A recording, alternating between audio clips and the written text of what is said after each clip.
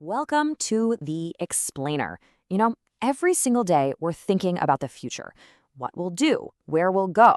Well, in this explainer, we are going to totally master the one simple word that makes all of that possible in English, will.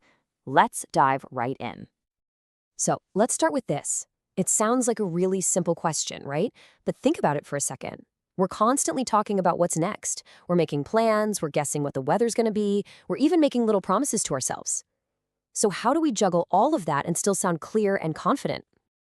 Well, the answer is this little powerhouse of a word, will. I want you to think of it as your number one tool for building any sentence about the future. It's simple, it's incredibly versatile, and by the end of this, you're going to know exactly how to use it.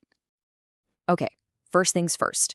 Before we can start using this awesome tool, we need to know the blueprint, right? How it all fits together. And the good news? The structure for using will is, you'll see, incredibly simple. Just take a look at this pattern. It is beautifully simple. For a positive statement, it's just subject, then will, then the verb. She will study. Boom, done.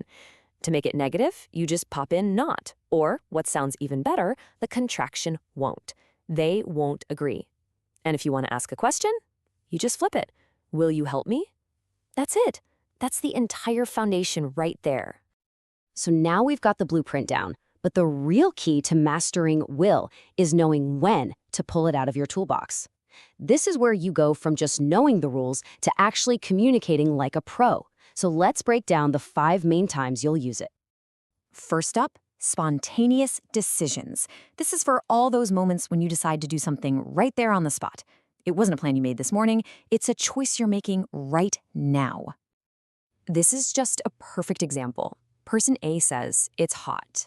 Now, person B didn't have this planned, but they react in that very moment, that instant decision. I'll open the window. That is exactly when you use will. It's an immediate solution to a problem that just popped up. Next up, we use will for predictions. This is anytime we're talking about what we think or what we believe is going to happen. It's kind of like our own personal forecast for the future.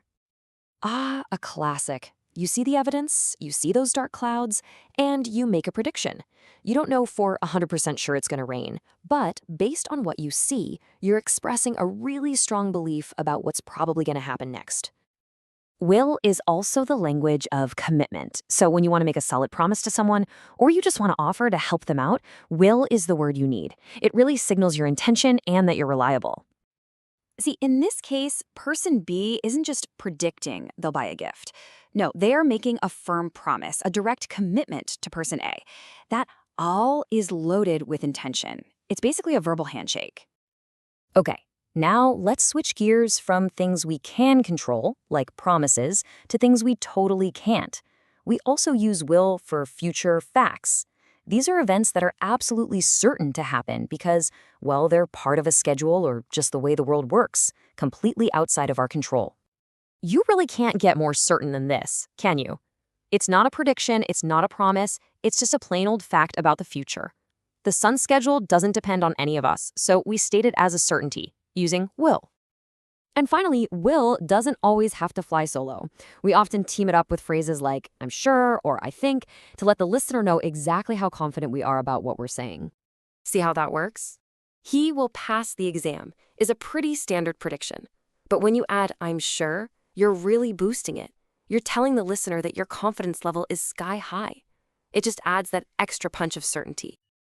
Okay, so you know the structure, and you know all the different times to use will. Now let's get into the little details that will make you sound less like you're reading from a textbook and more like a totally natural fluent speaker. You guys, this slide right here is so important.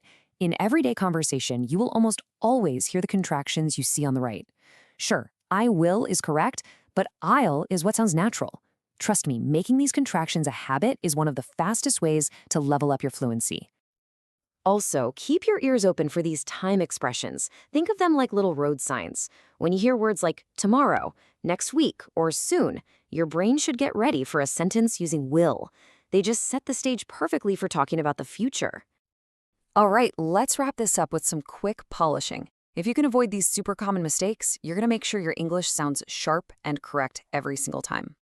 Okay, here's rule number 1, and it's a big one. After will, you always, always, always use the base form of the verb. No to, no ing, no s, just the simple, clean verb. I will go, she will study, they will help. It's that simple. When you're making a negative sentence, just remember the word order. The word not always comes right after will. It's will not, or way more commonly, won't. Never, ever the other way around. He won't come. And finally, for questions, don't forget the word order. It's always will, then your subjects, he, she, you, and then the base verb. Will he come tomorrow? That subject has to get sandwiched right there in the middle. So let's just bring it all home. The big takeaway here is that will is your go-to for anything unplanned or uncertain, from on-the-spot decisions to predictions. But it's also for things that are super certain, like promises and facts. The structure is always clean: subject plus will plus base verb. Just remember to use won't for negatives and to kick off your questions with will.